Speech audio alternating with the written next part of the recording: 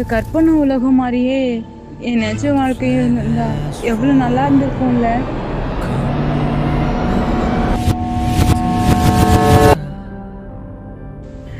நானும் சந்தோஷமா இருந்திருப்பேன், நல்லா படிச்சு சாதிச்சிருப்பேன், எனக்கு பிடிச்ச மாதிரிலாம் இருந்திருப்பேன்ல. ஆனா என் நிஜ வாழ்க்கையில அப்படி இல்லையே. என் அப்பா அம்மா எனக்கு கல்யாணம் நிச்சயம் பண்ணிட்டாங்க. என்னால எதுவுமே சொல்ல முடியல, வேணான்னு கூட சொல்ல முடியல. ஐயோ, என்ன பண்றதுன்னே தெரியலையே.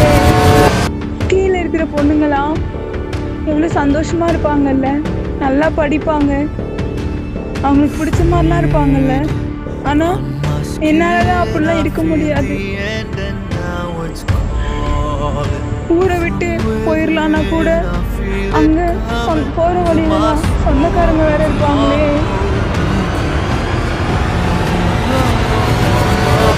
ஃபோன் கூட பண்ண முடியாது யாருக்கும். ஐயோ கடவுளே, நான் என்ன பண்ணுவேன்?